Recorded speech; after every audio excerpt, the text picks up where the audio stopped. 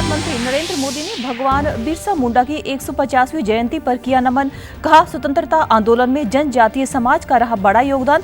2021 से जनजातीय गौरव दिवस मनाने की हुई थी शुरुआत।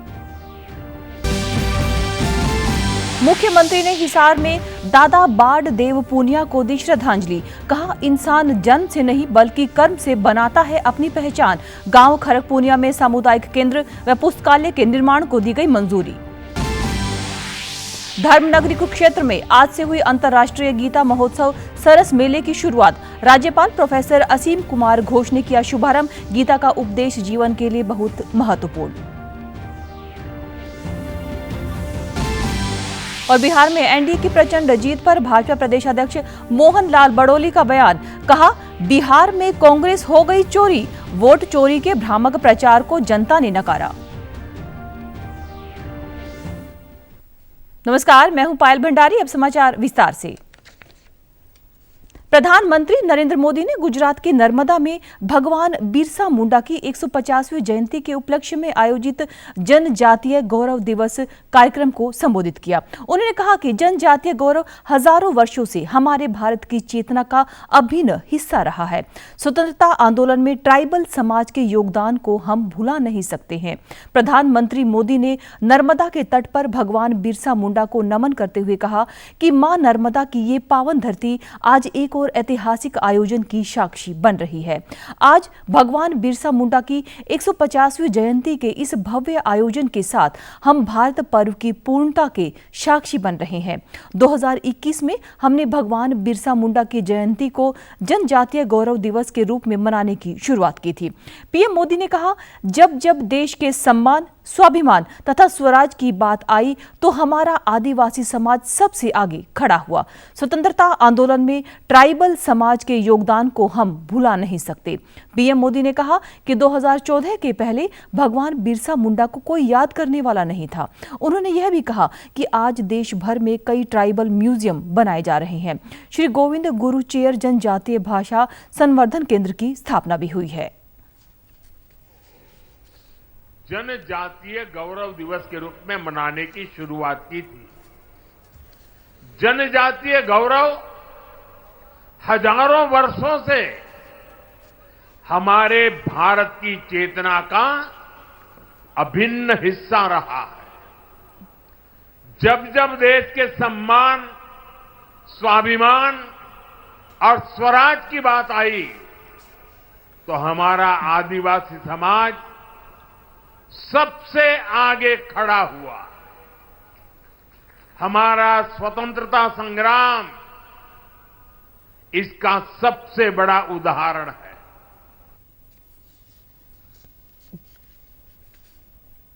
मुख्यमंत्री नायब सिंह सैनी ने दादा बाढ़ देव पूनिया के जन्मोत्सव पर उन्हें श्रद्धांजलि दी।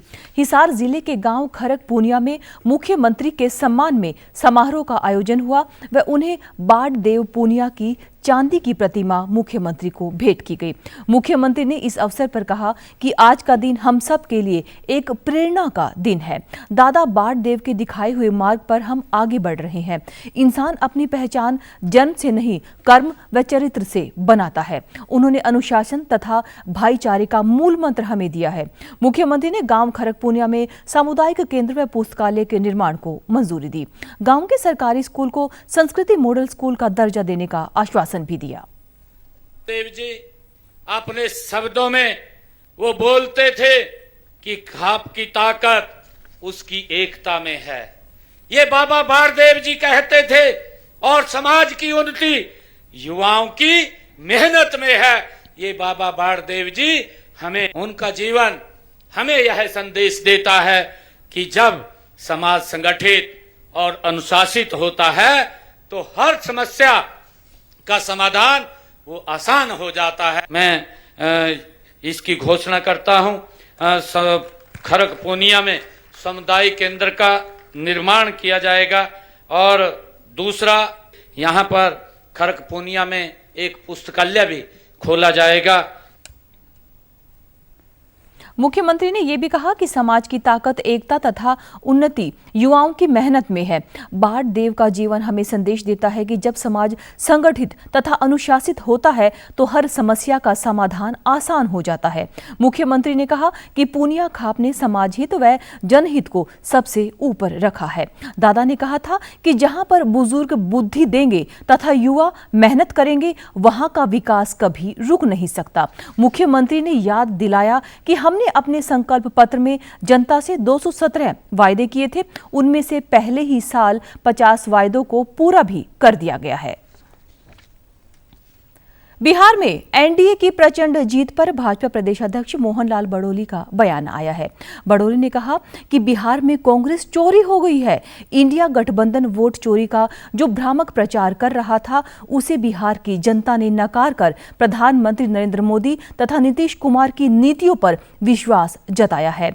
बड़ोली ने बिहार की जनता का आभार व्यक्त करते हुए कहा कि बिहार की जनता ने प्रधानमंत्री नरेंद्र मोदी व नीतीश कुमार के विकास तथा विश्वास पर बड़ा बहुमत एनडीए को दिया है। बिहार के तमाम उन सभी मतदाताओं का जिन्होंने इस 2025 के लोकतंत्र पर्व में बिहार विधानसभा के चुनाव में अपने मत का प्रयोग किया है, उन सभी का मैं बहुत बहुत धन्यवाद और आभार प्रकट करता हूं कि उन्होंने देश के लोकप्रिय प्रधानमंत्री नरेंद्र मोदी जी की नीतियों पर, देश के प्रधानमंत्री नरेंद्र मोदी जी के विकास पर और देश के प्रधानमंत्री नरेंद्र मोदी जी की बात पर, उनके विकास पर, उनके विश्वास पर जो बड़े मैंडेट के साथ जो एनडीए की सरकार चुनने का काम किया है, देश के प्रधानमंत्री नरेंद्र मोदी पर जो विश्वास जताने का काम किया है, मैं बिहार की जनता का बहुत बहुत धन्यवाद करता हूं। भाजपा प्रदेशाध्यक्ष ने यह भी कहा कि लोकतंत्र को कमजोर करने का अभियान एनडीए के खिलाफ इंडिया गठबंधन ने चलाया था, लेकिन बिहार की जनता ने एनडीए गठबंधन को जिताकर उनके अभियान की धज्जियां उड़ा दी। उन्होंने कहा कि इस चुनाव में बिहार में वोट परसेंटेज बढ़ा है। वोट परसेंटेज सबूत है कि बिहार की जनता ने निर्वाचन आयोग के वोट संशोधन कार्यक्रम, निर्वाचन आयोग की इलेक्शन की तैयारियों और निष्पक्ष चुनाव प्रक्रिया पर भरोसा जताया है।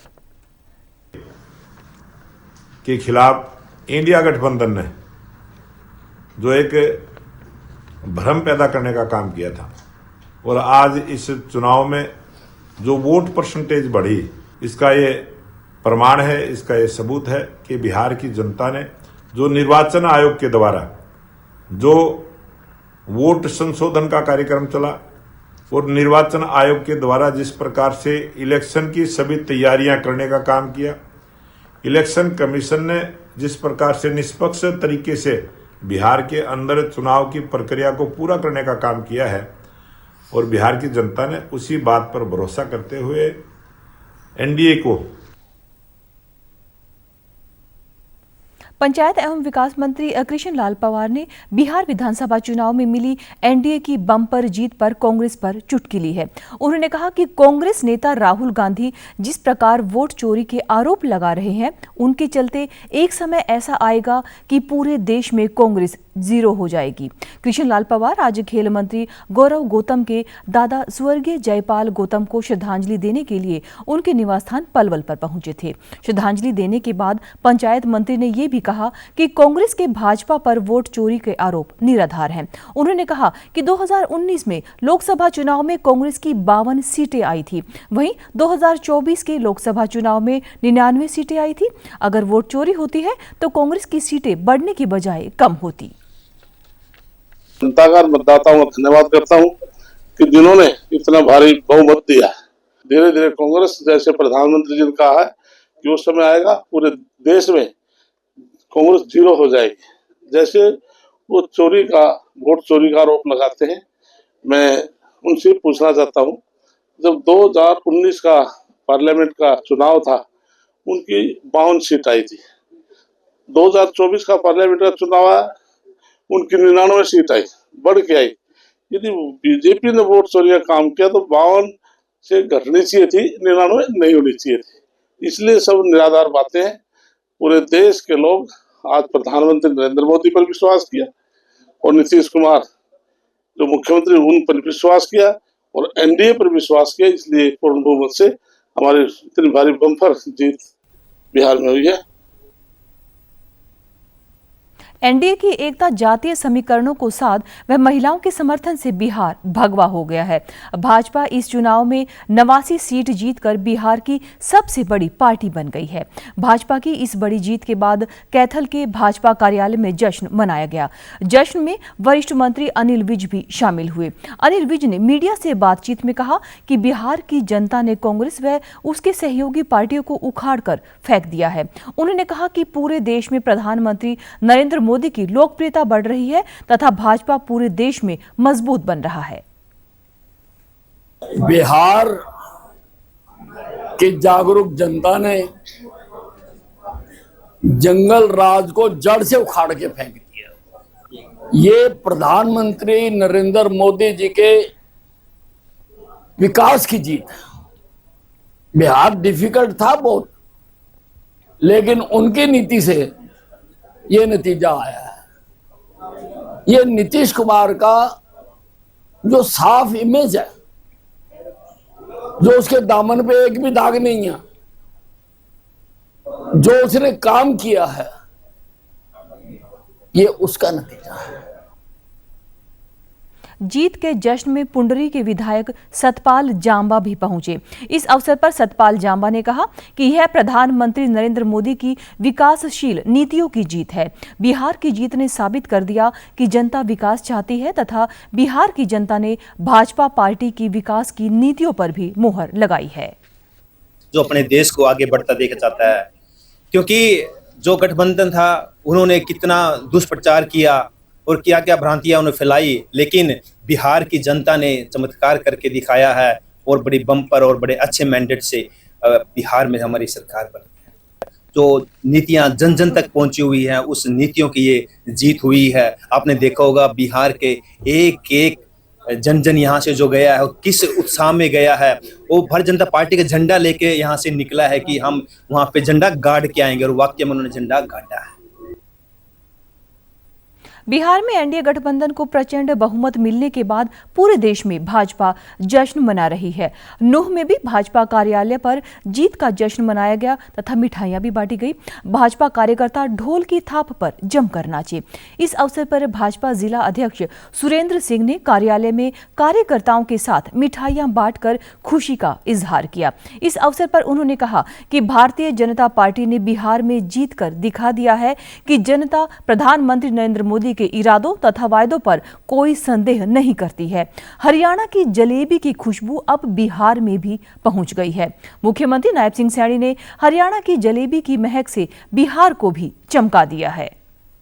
15 साल 20 साल से काम हो रहा है, उसका परिणाम है कि बिहार में आज भारतीय एनडीए की सरकार, भारतीय का जो घटक और भी जो उनके हैं सहयोगियों के साथ, नीतीश जी के साथ प्रचंड बहुमत के साथ बहुमत की ओर जा रहा है।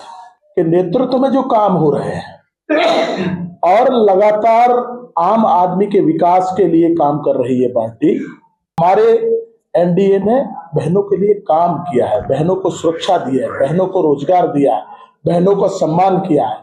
उस तरह का काम जो हो रहा है उसका परिणाम है कि बहुमत की ओर जा रहा है। जीत की खुशी भाजपा अल्पसंख्यक मोर्चा के राष्ट्रीय उपाध्यक्ष एवं पूर्व विधायक जाकिर हुसैन के आवास पर भी मनाई गई। जाकिर ने भाजपा की बड़ी जीत पर कहा कि बिहार में सुशासन व विकास की जीत हुई है। प्रधानमंत्री नरेंद्र मोदी के नेतृत्व में बिहार विकास की नई गाथा लिखने जा रहा है।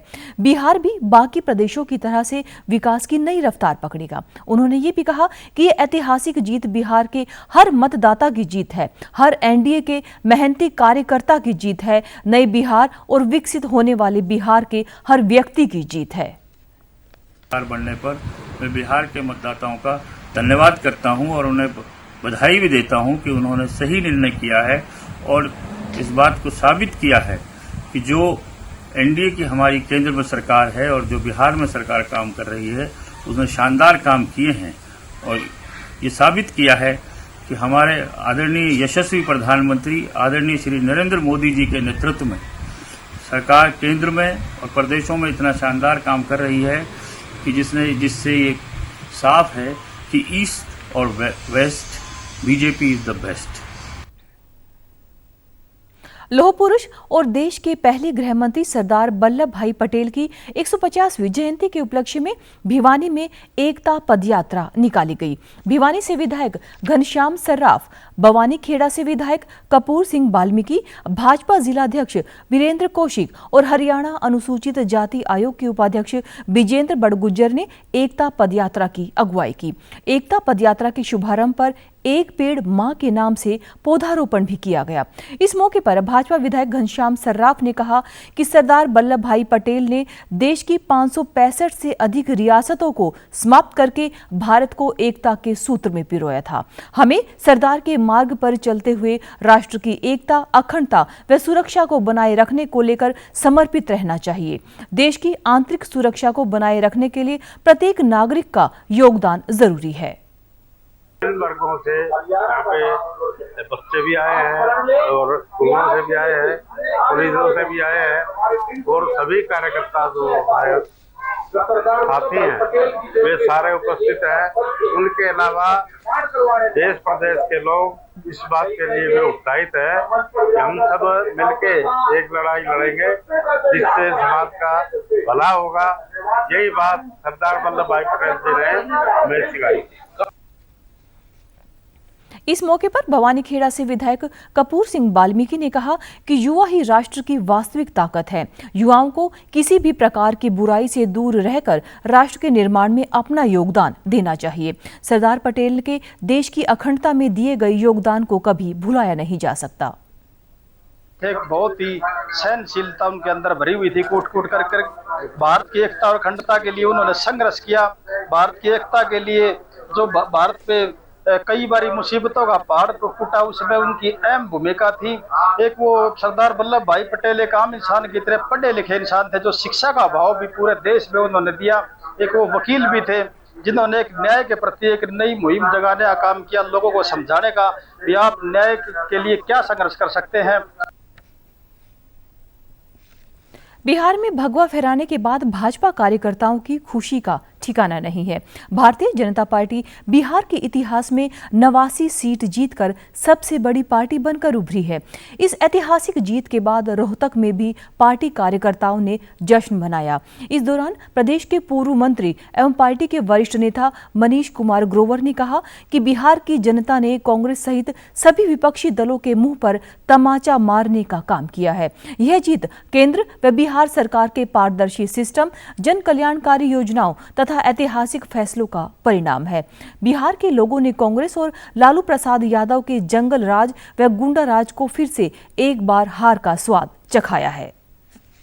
बिहार की जनता ने जो विश्वास किया और एनडीए ने भी श्री नीतीश कुमार जी का लंबे समय से मुख्यमंत्री रहना और एनडीए का एक विश्वास जनता में गया। मोदी जी, नीतीश कुमार, चिराग जी और सारे उनके साथ साथी जितने हैं, जनता के बीच में ये बात कही कि बिहार का कोई विकास कर सकता है तो मोदी जी कर सकते हैं, नीतीश कुमार जी कर सकते हैं। इसलिए बिहार की जनता ने 200 पार बहुमत दिया है। आज बिहार की जनता ने विकास पर मोहर लगाई है। प्रदेश सरकार ने महेंद्रगढ़ में सीवर की सफाई करने के लिए सौगात दी है। महेंद्रगढ़ में अब स्वच्छता का विशेष ध्यान रखा जाएगा। सीवर सफाई करने के लिए 2 जेट मशीन तथा 1 बकेट मशीन विभाग को दी गई है। विधायक कंवर सिंह यादव ने नारियल फोड़कर मशीनों का शुभारंभ किया। इसके अतिरिक्त उन्होंने हुड्डा पार्क में शहीद स्मारक की आधारशिला भी रखी।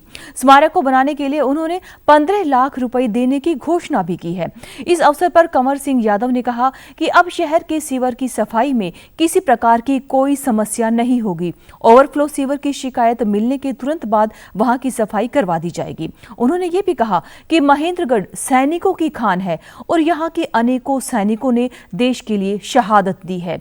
उनकी याद में भूतपूर्व सैनिक लंबे समय से शहीद स्मारक की मांग कर रहे थे, जिसे आज पूरा कर दिया गया है। सरकार की ओर से 3 गाड़ियां सीवर की सफाई के लिए, सीवर ठीक ढंग से चले, इन सब बातों के लिए 3 गाड़ी नगर के अंदर आई और इन गाड़ियों की ओपनिंग के लिए सबके सामने शुरुआत की है। जितने भी सभी साथी हैं, कर्मचारी हैं, उनका भी उन्होंने संकल्प लिया है कि महेंद्रगढ़ को साफ सुथरा बनाने में जन स्वास्थ्य विभाग की ओर से कोई कसर नहीं रही। पूर्व सैनिकों ने काफ़ी लंबे समय तक उनकी एक विशेष मांग थी कि महेंद्रगढ़ सैनिकों की भूमि है और हर घर से एक सैनिक है, तो क्यों न एक सैनिकों के यादगार में एक शहीद स्मारक बनाया जाए। और नगर पालिका की ओर से हुड्डा पार्क में जगह दी है और 15 लाख रुपये हम उसमें डाले हैं और अच्छे प्रयास के कारण उस काम का भी आज शुरुआत की जा रही है। कैथल के RKSD कॉलेज में बीते कल जिला कष्ट निवारण समिति की बैठक हुई। बैठक में परिवहन, ऊर्जा एवं श्रम मंत्री अनिल विज के द्वारा 16 शिकायतों की सुनवाई हुई। अनिल विज ने 5 साल पहले हुई एक हत्या केस में CBI जांच की अनुशंसा करने के आदेश दिए थे। एक युवती के द्वारा उत्पीड़न की शिकायत पर कार्यवाही न करने पर पुलिस कर्मचारी के खिलाफ FIR दर्ज करने के आदेश भी कैबिनेट मंत्री ने दिए। एक महिला उत्पीड़न से संबंधित शिकायत में बैठक के दौरान आरोपी के घर रेड करवाई। आरोपी के बैठक के बाद मीडिया से बातचीत में अनिल विज ने कहा कि उनके पास जो भी शिकायत आती है उनका प्रयास रहता है कि सभी की सुनवाई की जाए और न्याय संगत कार्रवाई हो। विदेश भेजने में धोखाधड़ी संबंधी शिकायत पर मंत्री अनिल विज ने SP को निर्देश दिए कि वे आरोपियों के खिलाफ चंडीगढ़ की बजाय जिला कैथल में ही 0 FIR दर्ज करें। परिवार पहचान पत्र में गड़बड़ी करने वाले CSC सेंटर संचालक के खिलाफ FIR दर्ज करने के निर्देश भी दिए गए हैं। जांच नहीं कर पाए कि ये मृत्यु कैसे हुई और परिवार वालों ने 5-6 नाम भी दिए हैं कि ये हो सकते हैं, उनसे भी पुलिस सच नहीं निकलवा पाई। एक व्यक्ति उसमें से विदेश भाग गया है, हो सकता है उसको सारी बात मालूम है। पुलिस ने उसको भी लाने की अभी तक कोशिश नहीं की है। हालांकि पिछली मीटिंग में मैंने आदेश करे थे, अब उन्होंने उसके संबंध निकाले हैं। तो ऐसी हालत में जब पुलिस ये कर रही है, मैं पुलिस की किसी दूसरी एजेंसी को भी नहीं दे सकता, दूसरे जिले में भी नहीं दे सकता। जब ऐसा इस तरह से ये हो रहा है तो आई थॉट कि भाई ये CBI को केस देना पड़ता है। तो अब हम सरकार को भेज रहे हैं, फैसला तो सरकार करती है। महाराजा शूर सैनी जयंती का राज्य स्तरीय समारोह 16 नवंबर को नारनौल की अनाज मंडी में आयोजित किया जाएगा। कार्यक्रम को लेकर प्रशासन तैयारियों में जुटा हुआ है। इस राज्य स्तरीय समारोह में प्रदेश के मुख्यमंत्री नायब सिंह सैनी मुख्य अतिथि के रूप में शामिल होंगे। तैयारियों को लेकर जिला उपायुक्त मनोज कुमार ने बताया कि आयोजन स्थल पर सभी व्यवस्थाएं पूरी तरह दुरुस्त की जा चुकी हैं। कार्यक्रम के संयोजक स्थानीय विधायक ओम प्रकाश यादव हैं, जो तैयारियों की लगातार मॉनिटरिंग कर रही हैं। हाल ही में दिल्ली में हुए ब्लास्ट के बाद सुरक्षा को लेकर प्रशासन विशेष सतर्कता बरत रहा है। उपायुक्त ने बताया कि मुख्यालय से मिले दिशा निर्देशों के बाद जिले में सुरक्षा व्यवस्था को और भी मजबूत किया गया है। कार्यक्रम स्थल पर आने वाले सभी लोगों की गहन जांच के बाद ही एंट्री दी जाएगी। सुरक्षा में लगे कर्मचारियों का पुलिस वेरिफिकेशन कर ID कार्ड जारी किए गए हैं। DFFD और अन्य सुरक्षा उपकरण भी लगाए जा रहे हैं। महाराजा शूर सैनी जयंती का ये कार्यक्रम है, स्टेट लेवल का फंक्शन है और CM साहब मुख्य अतिथि रहेंगे इसमें और प्रदेश भर से लोग आएंगे और तैयारियां जोर शोर से जारी हैं। पूरे पुख्ता इंतजाम है। जैसे ही वो दिल्ली वाला इंसिडेंट हुआ उसके बाद से वैसे भी मुख्यालय की तरफ से भी हिदायतें आ गई हैं। पुलिस मुस्तैद है, हर जगह लगी हुई है और चेकिंग वगैरह चल रही है। इसमें भी सुरक्षा जांच करके ही इन प्रोग्राम्स में लोगों को आने दिया जाता है। जिनकी जो भी प्रॉक्सिमिटी में जो लोग होते हैं उनका तो बाकायदा पुलिस वेरिफिकेशन होके आई कार्ड इश्यू होके फिर उनको एडमिट किया जाता है अंदर, अदरवाइज नहीं। DFMD भी लगते हैं। सब तरह की पूरी व्यवस्था चाक चौबंद रहेगी। कुरुक्षेत्र में आज से अंतर्राष्ट्रीय गीता महोत्सव के उपलक्ष्य में सरस और शिल्प मेला का शुभारंभ हो गया है। राज्यपाल प्रोफेसर असीम कुमार ने सरस और शिल्प मेले के उद्घाटन किया। राज्यपाल ने कहा कि गीता का उपदेश हमारे जीवन में बहुत महत्वपूर्ण है। ब्रह्म सरोवर के तट पर शिल्प तथा सरस मेला 5 दिसंबर तक चलेगा। सरस और शिल्प मेले में देश के विभिन्न हिस्सों से शिल्पकार और दुकानदार अपना सामान लेकर पहुंचे हैं। गीता महोत्सव के सरस मेले में अपना सामान लेकर आए आए हुए दुकानदारों ने बताया कि वो हाथ से बने उत्पाद लेकर आए हैं। वो पिछले वर्ष भी इस मेले में आए थे। उनके सामान को मेले में खूब पसंद भी किया जाता है। मेले में आए पर्यटकों का कहना है कि गीता महोत्सव की आज से शुरुआत हुई है और इस मेले में उन्हें खूब रौनक देखने को मिल रही है। सरस मेले में आकर उन्हें बहुत अच्छा लग रहा है। This day is being observed as the 10th International Gita Mahotsav. It is being observed with great grandeur, devotion, and with all the care that the nation has. It is being observed on the sacred soil of Kurukshetra, a historic place in the lives of a nation. It is a sacred soil where Gita was delivered by Lord Krishna. 2020 से बना हुआ है। मैं अचार का काम करती हूँ, जो मेरा मेन काम है अचार पे है। और उसके साथ साथ मैं उत्तराखंड के जितने भी प्रोडक्ट हैं सारे ऑर्गेनिक प्रोडक्ट रखती हूँ। और आज कुरुक्षेत्र में ये गीता जयंती का जो महोत्सव लगा हुआ है, यहाँ पे आने का मुझे भी सौभाग्य मिला। अंतर्राष्ट्रीय गीता जयंती महोत्सव के उपलक्ष्य में कल शाम कुरुक्षेत्र में गीता सद्भावना यात्रा निकाली गई। इस सद्भावना यात्रा को गीता मनीषी स्वामी ज्ञानानंद महाराज ने मंत्र उच्चारण के साथ रवाना किया।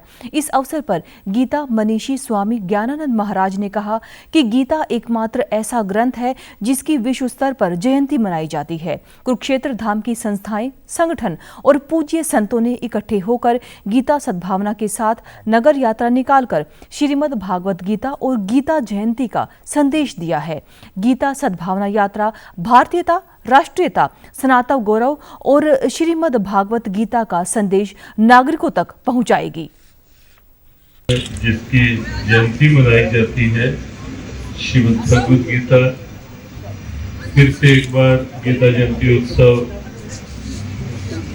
प्रारंभ होने को है।